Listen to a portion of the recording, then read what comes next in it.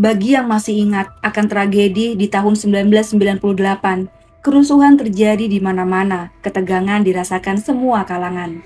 Namun di saat peristiwa itu telah mereda, ada kejadian lagi yang membuat gempar seluruh masyarakat Indonesia.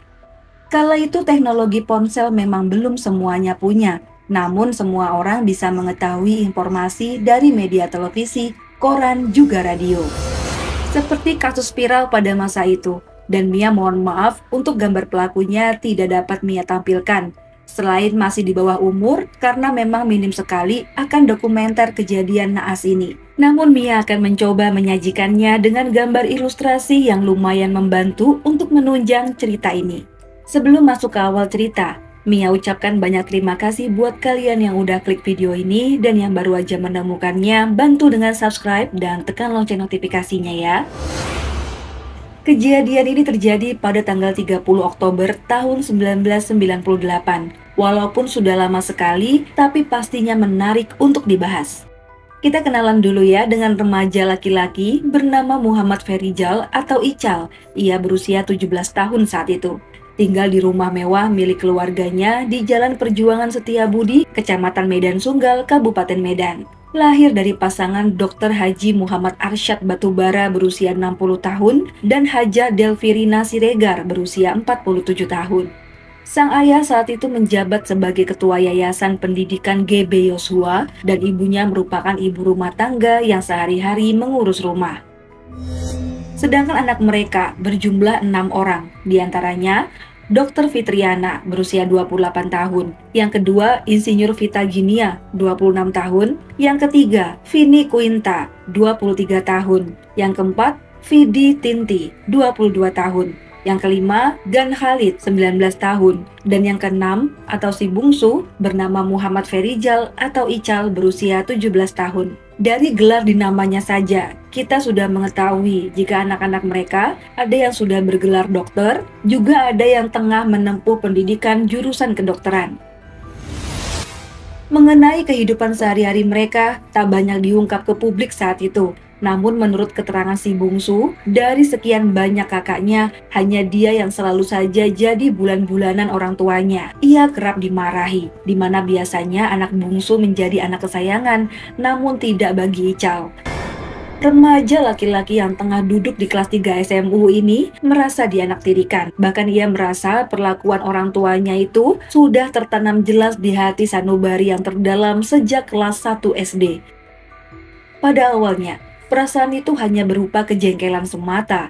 Namun saat beranjak dewasa, ia yang mampu berpikir jernih malah menjadikan omelan orang tuanya sebagai cambukan dan menjadikannya dendam kesumat di hati. Seperti lava pijar yang menunggu waktunya meletus. Setiap gerak-gerik Ical selalu disalahkan. Kadang ia juga dilarang untuk keluar rumah. Bahkan saat butuh kursus bahasa Inggris, orang tuanya memanggil guru les ke rumah mereka.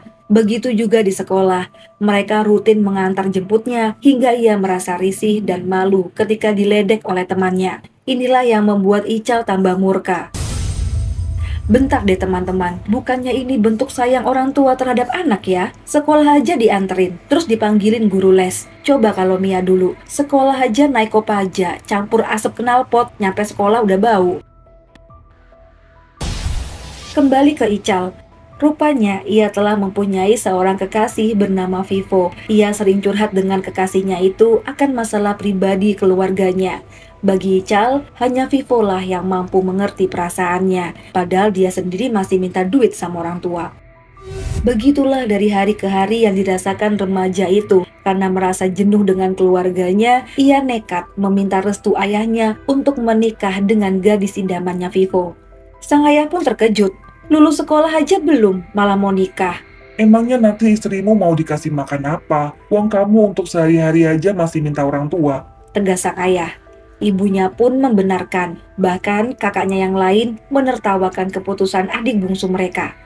Penolakan ini membuat Ical naik pitam, padahal dia bersungguh-sungguh ingin menikah.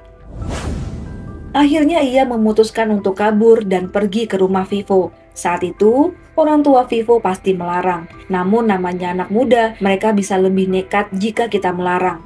Orang tua Vivo menasehati dan membiarkan anak itu tinggal di rumahnya dulu, sehingga terhindar dari resiko perbuatan kriminal atau perbuatan yang tak diinginkan.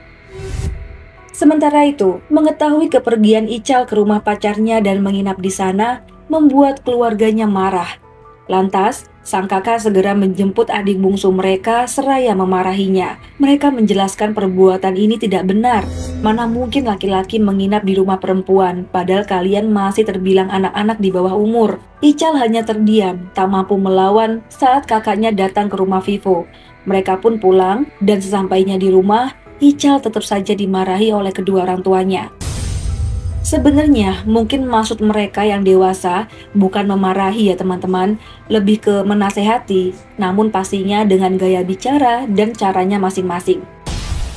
Hingga pada puncaknya, hari Jumat tanggal 30 Oktober, sekitar pukul 10 pagi, Ical yang saat itu masih tertidur, tiba-tiba dibangunkan oleh ibunya, yang menurut Ical ia dibangunkan dengan cara yang teramat kasar. Saat itu sang ibu menyuruhnya untuk menyapu halaman. Kemudian, Ical pun beranjak dari tidurnya. Dengan rajin ia membersihkan seluruhnya. Namun yang tak diketahui oleh sang ibu, wajah Ical saat itu merah padam. Di hatinya sudah berdegup kencang, siap meletuskan lava pijar yang selama ini dipendamnya. Setelah itu, ia mengambil alu kayu dan memikirkan siapa yang akan dijadikan korban pertama untuk membalaskan dendamnya ini. Nah, rupanya ada suara sang kakak sulung yang bernama Fitriana. Ia sedang berada di ruang tengah dengan posisi duduk di lantai sambil asik menyetrika baju dan menonton televisi. Tanpa tahu, maut sudah ada di belakangnya.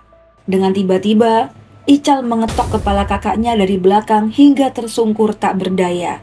Seketika itu kakaknya Gan Khalid tiba dari pulang kuliah. Ical yang menyambutnya juga mengetok kakaknya hingga tersungkur dan mengeluarkan cairan merah.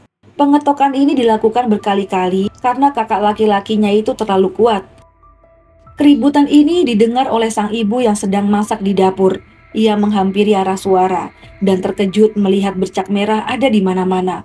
Sebelum sempat mengetahuinya, Ical sudah siap di belakang dan mengetok kepala ibunya hingga sang ibu tewas seketika. Seolah belum puas dengan 3 korban, ia mencari ayahnya dan melakukan pengetokan itu berkali-kali hingga sang ayah tewas. Pembantaian 4 orang ini hanya dilakukan 15 menit saja. Entah bagaimana Ical bisa bernafas ya, membayangkannya saja Mia ngeri banget. Nah teman-teman, di rentang waktu ini, ada media yang memberitakan jika Ical sempat sholat Jumat dulu dan menunggu kakaknya yang lain untuk pulang ke rumah. Jadi ada beberapa jam ya sebenarnya untuk Ical berpikiran jernih. Namun, memang hati dan pikirannya sudah hitam total. Dendam kesumat yang selama ini dipendam selama kurang lebih belasan tahun, akhirnya dikeluarkan hari itu juga. Jadi selang 3 jam, ia membantu ayahnya, tiba-tiba Vini Quinta pulang. Ical sudah siap dengan alu kayu yang ada di genggamannya. Ketika sang kakak masuk, ia mengetok kepalanya tanpa ampun. Begitu juga kakaknya yang bernama Vidi Tinti yang tiba di rumah, disambut juga dengan perlakuan yang sama seperti korban yang lain. Kini totalnya sudah 6 korban, ayah, ibu, serta 4 kakaknya. Namun masih ada satu lagi, yaitu Vita. Beruntung si kakak saat itu tengah bertugas di luar kota. Lantas, Ical memikirkan bagaimana cara menghilangkan jejak kejahatannya. Ia pun kepikiran untuk menguburkan jasad mereka di sebuah kamar, namun pastinya ia tak akan mampu melakukannya sendiri. Segera saja ia menghubungi 2 orang temannya dan menyuruh mereka untuk datang dengan dalih di rumahnya sedang ada pesta kecil-kecilan. Karena senang dan tak curiga, kedua temannya itu segera meluncur ke kediaman pelaku. Sesampainya di TKP, mereka disuguhi dengan pemandangan yang teramat creepy, bagaikan film psikopat. Mayat bergeletakan di sana-sini. Melihat kedua temannya panik, si Ical segera merayu mereka agar mau membantunya menggali tanah dan menguburkan jasad keluarganya di sana. Karena keduanya masih memikirkan masa depan dan tak ingin ikut dalam permasalahan Ical, lantas mereka berpura-pura untuk menyuruh Ical mengganti bajunya dulu. Nah, ketika Ical selesai mengganti baju, ia tak melihat keberadaan kawannya lagi. Seketika pikirannya kosong, ia terduduk lesu, memandangi seluruh mayat yang ada di hadapannya. Lemas, Pucat pasi, bingung karena tak ada rencana lain, ia pun pergi menuju ke rumah pacarnya. Di sana ia menceritakan peristiwa yang baru saja ia lakukan. Sang kekasih pun terkejut. Entah apa yang mereka bicarakan selanjutnya. Vivo saat itu sedang repot karena kakeknya berada di rumah sakit. Lantas ia mengajak Ical ke rumah sakit sambil membicarakan langkah selanjutnya. Vivo mengharap kekasihnya itu menyerahkan diri ke polisi. Karena perbuatannya sudah pasti tidak akan bisa disembunyikan. Cepat atau lambat, polisi pasti mengetahuinya. Dan benar saja, kepergian kedua temannya tadi menuju ke kantor polisi untuk melaporkan peristiwa yang mereka lihat. Secepat kilat, para petugas dan tim medis datang ke TKP. Tentu dibuat begidik ngeri dengan pemandangan yang menyedihkan itu. Seluruhnya dibantai dengan alu yang pelakunya adalah anak mereka sendiri. Bahkan tetangga menyebutnya sebagai anak kesayangan yang baik, penurut, pendiam, dan sangat sopan. Di lain sisi, Vivo dan Ical menginap di rumah sakit untuk menemani sang kakek yang sedang dirawat di Pirngadi Medan. Saat itulah, Ical dijemput oleh polisi. Wajahnya cukup tenang. Ia pun sangat kooperatif saat diinterogasi, apalagi karena pelaku masih di bawah umur. Majelis Hakim menjatuhkan vonis 7 tahun 6 bulan penjara pada Januari tahun 1999. Hukuman ini tentu sangat ringan, namun karena pelaku masih anak-anak dan kesempatan memperbaiki diri masih sangat besar. Oke teman-teman, informasi tambahan ya.